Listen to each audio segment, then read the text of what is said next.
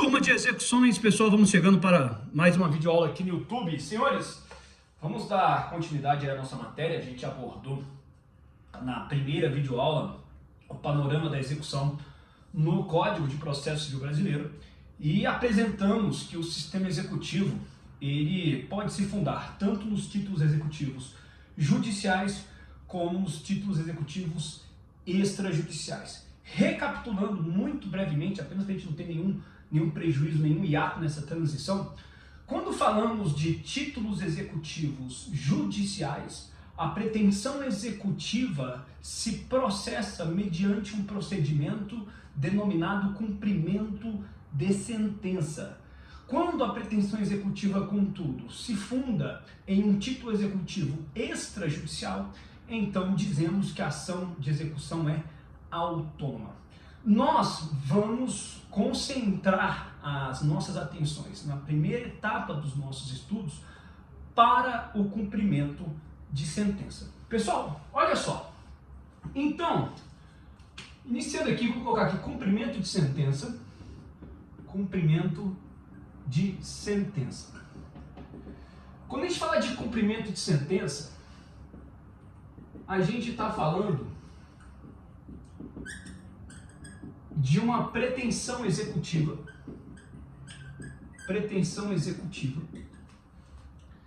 firmada ou fundada em título executivo judicial. Título executivo judicial. É importante lembrarmos que cumprimento de sentença é apenas o nome, é o nome do procedimento. É o nome do procedimento. Tá?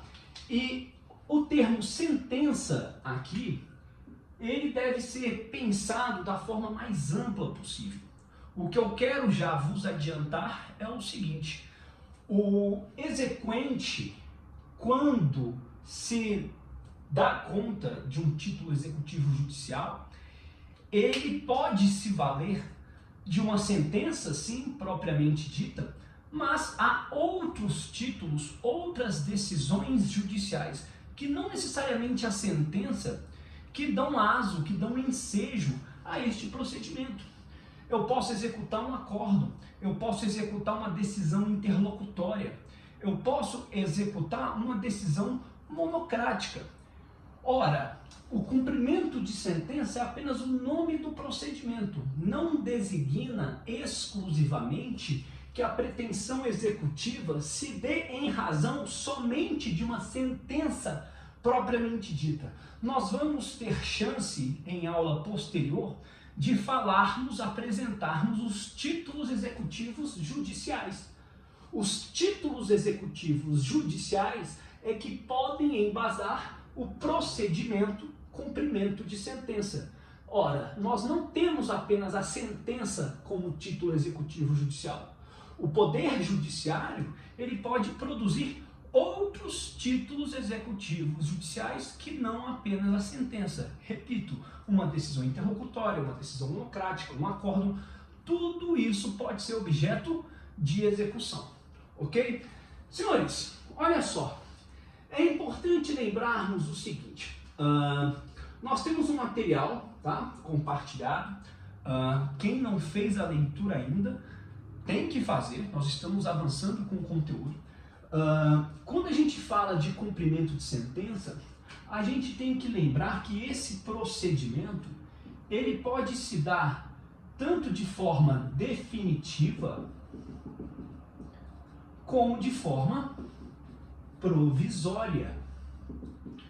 Cumprimento definitivo e cumprimento provisório. Senhores, diz que o cumprimento é definitivo, cumprimento definitivo de sentença. Quando? O cumprimento vai ser definitivo quando houver trânsito em julgado. Trânsito em julgado. Ora, se o título judicial transitou em julgado, então ele pode ser executado de forma definitiva. Por que de forma definitiva? Porque aquele título ele se tornou estável. Este título é imutável. Não há chance mais deste título ser reformado, salvo, claro, nas exceções previstas pelo próprio código. Você consegue, se quiser, dar uma consultada, não vou cobrar isso em prova, mas transitado em julgado, né, uma decisão judicial, não há mais possibilidade de alteração dessa decisão. A coisa julgada confere um atributo de estabilidade e de imutabilidade da decisão judicial. Portanto, se o título executivo judicial estampa uma obrigação condenando alguém a prestar uma obrigação a outra, aquele título é definitivo. Aquela condenação não pode mais ser alterada. Portanto, se diz que o cumprimento de sentença é definitivo. Agora, se você quiser olhar lá no artigo 966 do Código de Processo Civil, há raríssimas possibilidades, há um rol ali estabelecido no artigo 966 do Código de Processo Civil a respeito das possibilidades de ingresso de ação rescisória, quando você rescinde um julgado. Mas veja, a ação rescisória é uma ação autônoma. Essa reforma, essa alteração não se dá mediante recurso. É uma ação autônoma de impugnação. Por ora aqui, contudo, o que é importante nós compreendermos é, tendo havido o trânsito em julgado, tendo sucedido a decisão, o trânsito em julgado, portanto a decisão agora estando coberta ali pelo manto da coisa julgada, essa decisão adquire um estado de imutabilidade, ela se torna estável e, portanto, a pretensão executiva a ser promovida é definitiva, porque o título é definitivo.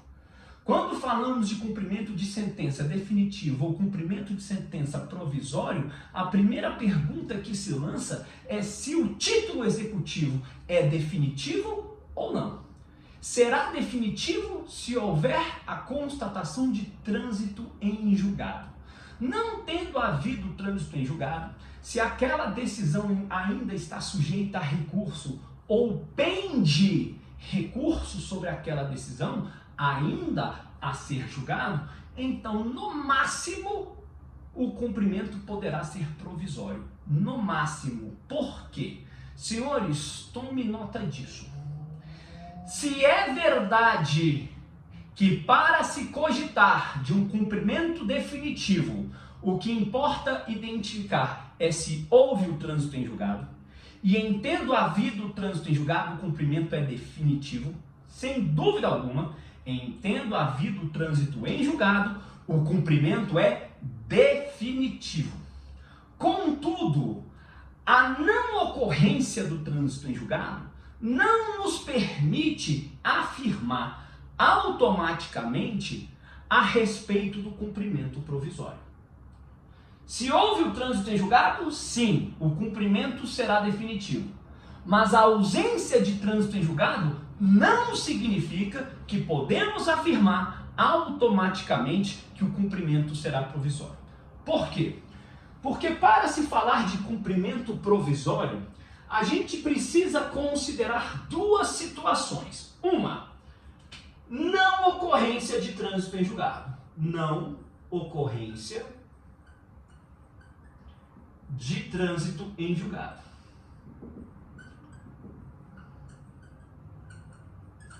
Só que isso não é o suficiente. Eu tenho que ter aqui, uma segunda constatação. O recurso interposto não pode ser dotado de efeito suspensivo. Recurso sem efeito suspensivo. Senhores, olha só. Se embora não tenha havido o trânsito em julgado, ok, então a primeira condição foi constatada, não houve trânsito em julgado. Posso afirmar automaticamente que então o cumprimento será provisório? Não, não posso. porque eu tenho que identificar uma segunda condição. Se o recurso interposto é ou não dotado de efeito suspensivo. Porque se o recurso for dotado de efeito suspensivo, então o recurso suspende a decisão, suspende o título judicial. E se suspende o título judicial, eu não posso promover, não há exercício de pretensão executiva sobre título que tenha sua eficácia suspensa. Ora, se não houve o trânsito em julgado, eu posso cogitar até de um cumprimento provisório, mas eu não posso afirmar, porque eu tenho que verificar a segunda condição. Embora não tenha havido trânsito em julgado, o recurso interposto é dotado de efeito suspensivo, porque se for dotado de efeito suspensivo, eu não posso executar. Não existe pretensão executiva no cumprimento de sentença se o recurso interposto for dotado de efeito suspensivo. Porque se o recurso for dotado de efeito suspensivo, ele suspende a eficácia do título. Como é que eu vou executar algo cuja eficácia está suspensa? Não tem como. Então, o cumprimento definitivo, sim, basta eu verificar se houve o trânsito em julgado. Houve o trânsito em julgado, o cumprimento é definitivo. Não houve o trânsito em julgado, pode até ser que eu fale do cumprimento provisório, se eu identificar que o recurso interposto não é dotado de efeito suspensivo. Claríssimo, temos que ter domínio disso. Perfeito? Senhores, avancemos. Vamos apagar o nosso quadro aqui. Vamos apagar o nosso quadro.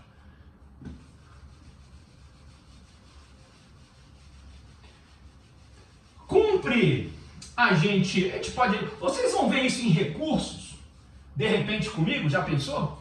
Se pegarem recursos comigo também, vai ser um prazer tê-los como alunos de novo. Mas, quando a gente estuda recursos, a gente apresenta os recursos que são dotados de efeito suspensivo. Não convém agora a gente refinar essa abordagem, não nos interessa, não é matéria nossa. Mas apenas para também não ficar tão superficial assim, o Código de Processo Civil, ele organiza o efeito suspensivo de duas formas. O efeito suspensivo pode ser op legis ou op judice. Olha aqui. Coloca aí uma nota de rodapé, um rascunho, tá? Só um parênteses aqui, rascunho. O efeito suspensivo, ele pode ser op legis ou op judice. Isso significa o quê? Op legis, por força de lei. Op judice, por força de decisão judicial.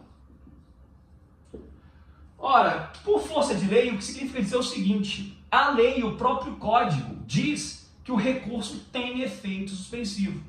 O próprio código já afirma, esse recurso tem efeito suspensivo.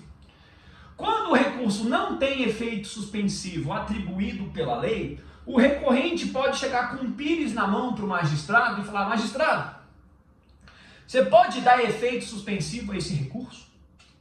Porque a lei não me deu, mas você pode dar. Então nós chamamos de efeito suspensivo op judice. Se o efeito suspensivo for op judice, significa que o Poder Judiciário, o magistrado, é que concedeu o efeito suspensivo. Ora, pode ser que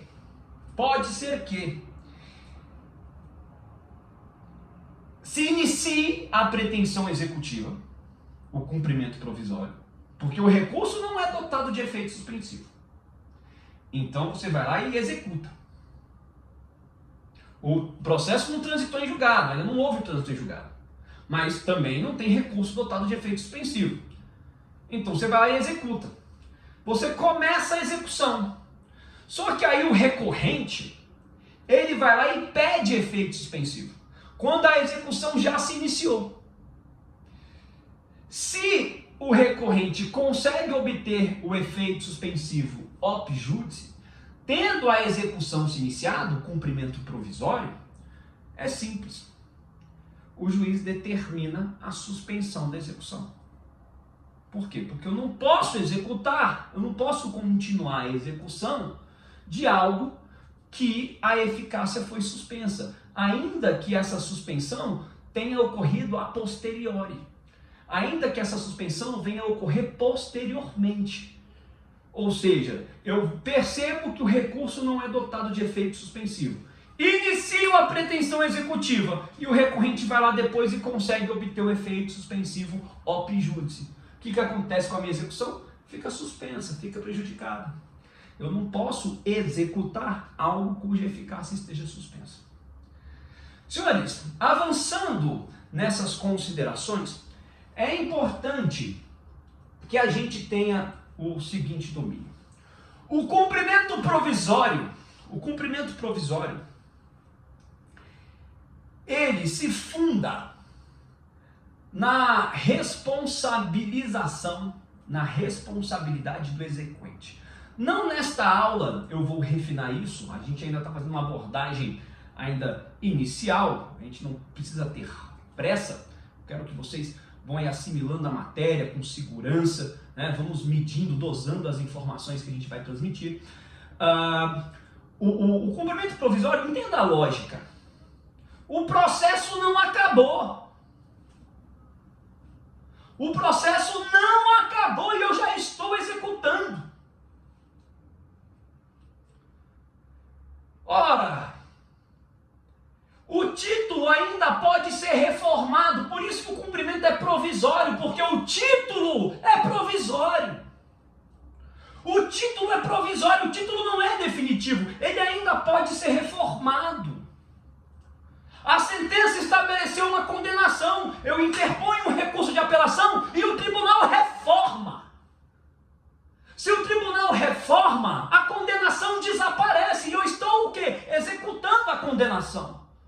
O título é provisório, por isso que se diz cumprimento provisório. O título é precário, é provisório. Portanto, aquele que pretende exercer a pretensão executiva, aquele que promove a execução provisória, o cumprimento provisório, ele tem que se responsabilizar pelos seus atos. O código autoriza. Quer executar? Executa, mas tu se tornas inteiramente responsável pela execução que inicia. Então o código ele vai estabelecer uma série de regras para que essa execução provisória aconteça. Mas vem algo aqui agora que nós precisamos ter absoluto domínio. Tome nota, pause o vídeo daqui 1 minuto, ou então volta para você ouvir de novo. O cumprimento provisório de sentença permite, autoriza que a execução chegue aos seus últimos termos. O cumprimento provisório autoriza a penhora. O cumprimento provisório autoriza a expropriação. O que é expropriar? Expropriar é sair o bem da esfera patrimonial de um e migrar para a esfera patrimonial de outro. Eu estou expropriando um bem mediante a mão do Estado sobre o patrimônio do devedor. Tiro o bem do patrimônio do devedor e levo para o acervo patrimonial do credor, com vistas a satisfazer a pretensão executiva. O cumprimento provisório pode chegar a esse estágio.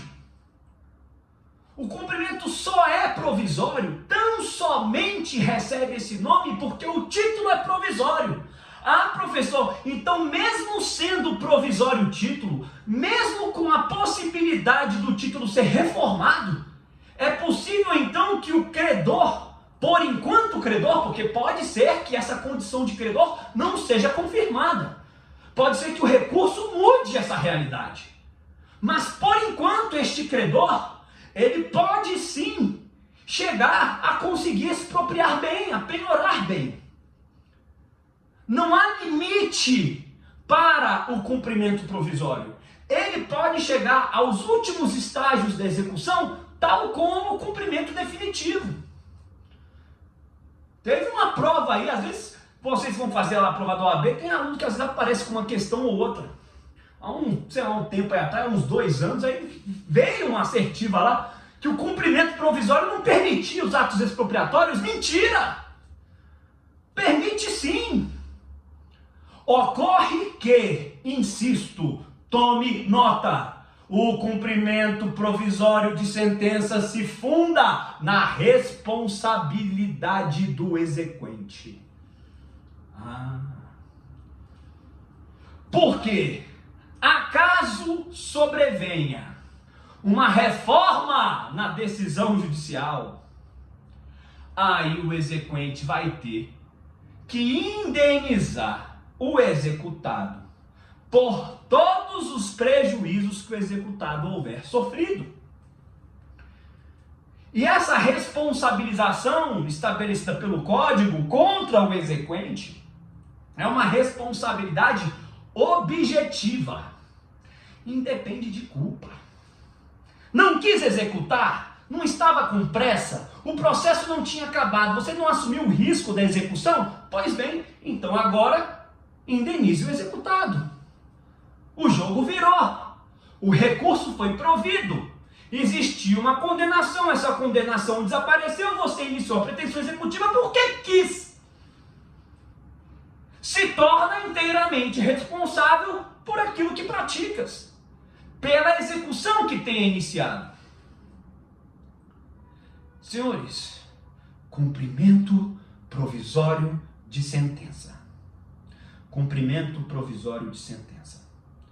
Ele pode chegar aos últimos termos da execução, tal como se fosse o cumprimento definitivo. Tudo bem? Beleza. Senhores, deixa eu apagar aqui. Deixa eu apagar.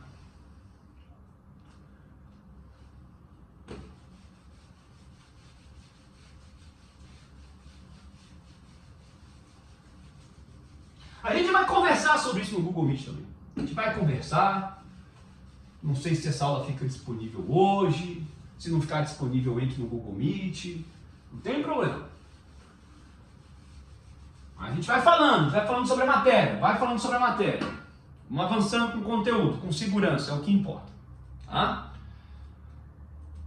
Olha só. Todo cumprimento de sentença. Última videoaula. O que a gente tem? A gente tem uma realidade processual. Olha aqui, ó. Como é que é? Petição inicial, né? O processo começou, petição inicial. Aí vem aqui, citação, contestação, citação, aí vem audiência de conciliação, contestação, depois vem réplica, especificação de prova, decisão saneadora, audiência de som e julgamento, alegações finais, aí aqui vem sentença. Aqui, ó, sentença. São os atos processuais, né? Os atos processuais, né? Do procedimento comum. Aí vem aqui sentença. Daqui para frente é o cumprimento de sentença. Pode ter havido uma decisão interlocutória, por exemplo, aqui? Pode. Pode ter uma decisão interlocutória. Por exemplo, fixando alimentos. Uma decisão interlocutória fixando alimentos. Condeno o réu, vai lá pagar pensão alimentícia no valor de 3 salários mínimos. Pronto. Não pagou? Executa. É aquilo que eu estava dizendo. Cumprimento de sentença é o nome do procedimento. A palavra sentença ela tem que ser entendida aí de forma mais ampla possível, porque há outros pronunciamentos judiciais que podem ser objeto da pretensão executiva. Então, a decisão interlocutória que fixa alimentos, ela pode ser objeto do cumprimento de sentença. Tá? Ok. uma mesma realidade processual, porque a partir do momento que inicia o cumprimento de sentença, você não precisa que o oficial de justiça vá lá na casa do réu citar ele de novo. Não. Você intima o réu na pessoa do advogado, porque o advogado já está constituído nos autos. Então, aqui, essa parte que antecede o cumprimento de sentença, a gente chama fase de conhecimento. Por quê? Porque ainda se busca o acertamento do direito. Vamos acertar o direito, vamos colocar os pingos nos is aí, ver de que se realmente há credor, há devedor, vamos ver. Vamos ver se vai haver uma condenação. Tudo bem. Fase de conhecimento. Por quê? Porque o processo de conhecimento, a fase de conhecimento de natureza cognitiva, quais são os elementos cognitivos que colaboram, que alicerçam o juiz no seu convencimento? Todos os atos processuais praticados. O juiz vê a causa de pedir trazida pelo autor, vê a resistência da pretensão pelo réu, realiza a audiência, vê as provas, ou seja, o juiz está reunindo elementos de convicção. Ele toma a sua cognição, conhece os fatos e a partir dali ele vai conseguir firmar a sua conclusão e estabelece a sentença.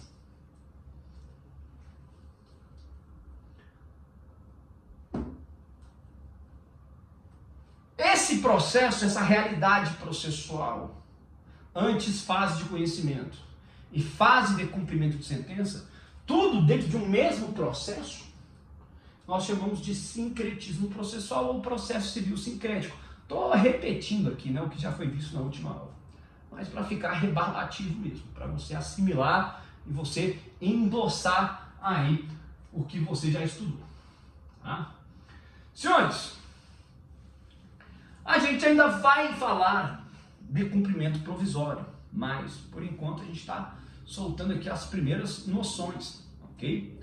O que importa ainda asseverarmos para a aula de hoje, tendo como base o material, o texto que foi compartilhado. Senhores, olha só. O cumprimento de sentença, ele pode se atrelar a diferentes obrigações que uma decisão judicial pode estabelecer. Pode a decisão judicial estabelecer uma obrigação de pagar quantia, pode estabelecer uma obrigação de fazer, não fazer, pode estabelecer uma obrigação de entregar coisa. O que eu quero apresentar a vocês é o seguinte: entre todas as modalidades obrigacionais, entre todas, a única modalidade obrigacional que exige iniciativa do credor para que o cumprimento de sentença aconteça é a obrigação de pagar. Para todas as demais modalidades obrigacionais, obrigação de fazer, não fazer, de entregar coisa, para todas as outras, o juiz pode de ofício dar encaminhamento, inaugurar a execução. Ok? Apenas e tão somente para a obrigação de pagar é que se exige iniciativa do credor. Tá? Como é que funciona isso? Deixa eu apagar aqui. Na obrigação de pagar,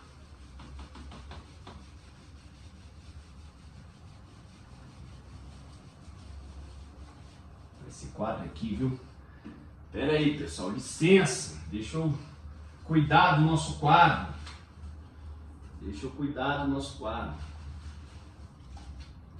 Pronto.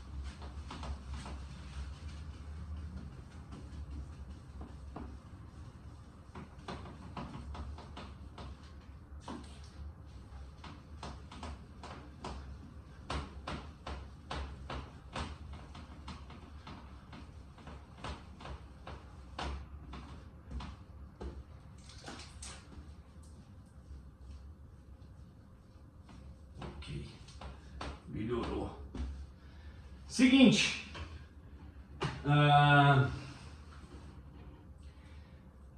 No cumprimento de sentença da obrigação de pagar,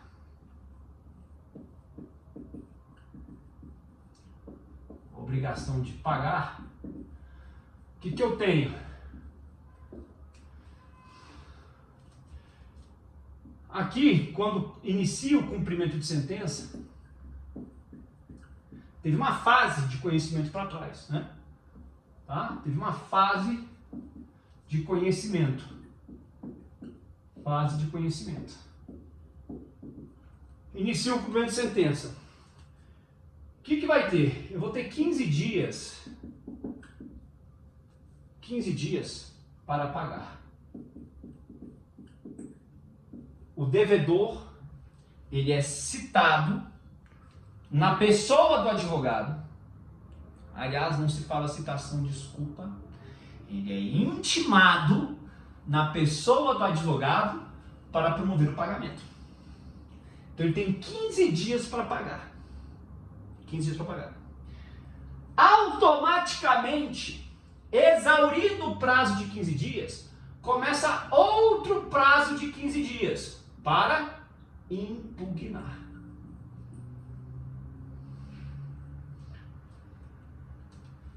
Esse prazo de 15 dias para impugnar, ele começa automaticamente depois de exaurido o prazo de pagamento.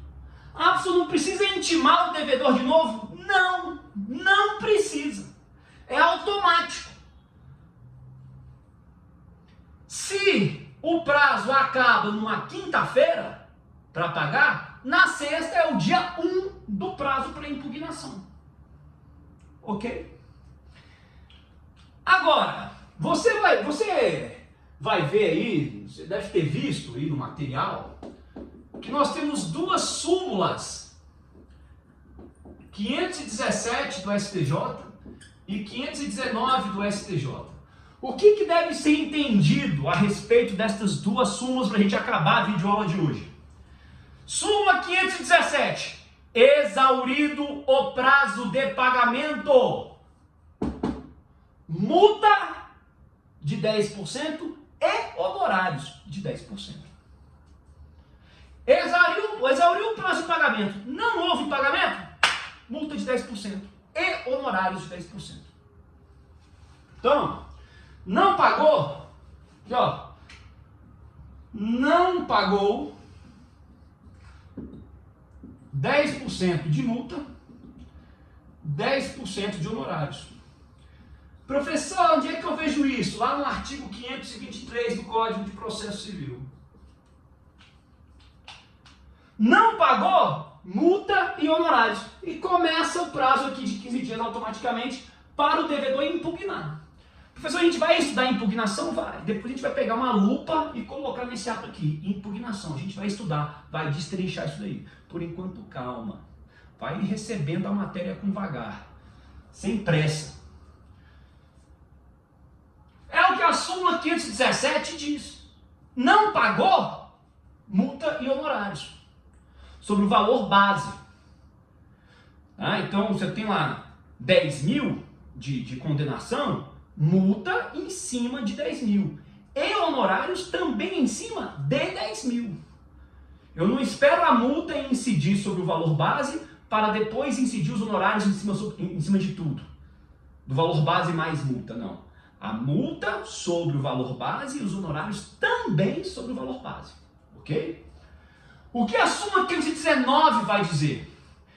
Que mesmo tendo havido impugnação, vamos supor que o devedor vai lá e impugne. Aí a impugnação é rejeitada. Aí você vai pensar, o devedor perdeu. Vai ter novos honorários. Não! Não vai ter novos honorários. Os honorários são apenas um. Independentemente, olha só, independentemente do devedor impugnar, porque ele pode não impugnar. Vem esse prazo de 15 dias aqui e ele não impugna. Independentemente da impugnação, basta que tenha exaurido o prazo de pagamento para que incida a multa e os honorários. Pronto.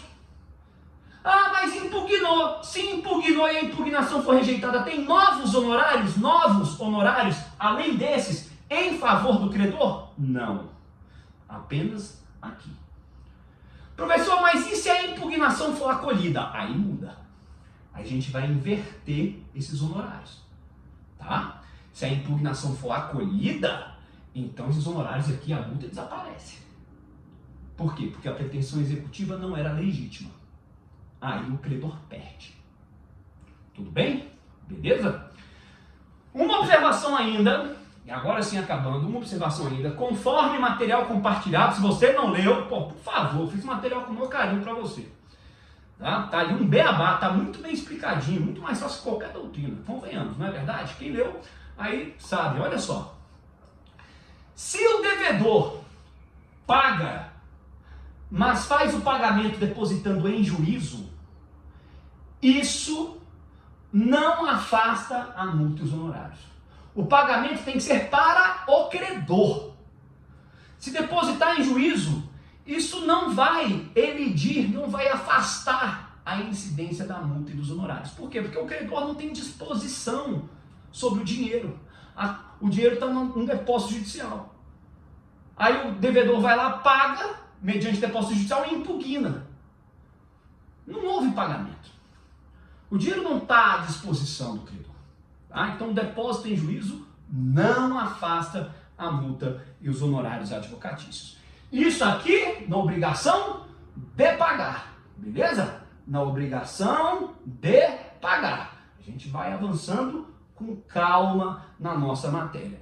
Na próxima videoaula, eu vou falar aqui, vou retomar essa compreensão, vou falar da impugnação, vou falar desse ato aqui, tá? Aí depois eu falo de novo de cumprimento provisório, e a gente vai avançando com o conteúdo. Beleza, pessoal? Maravilha, tá? Que bom, obrigado aí. Vamos acompanhando, tá? Não vamos deixar a matéria acumular. A gente está indo com vagar, tá compartilhando o nosso conteúdo. A gente vai se falando. Abraço, até mais. Obrigado.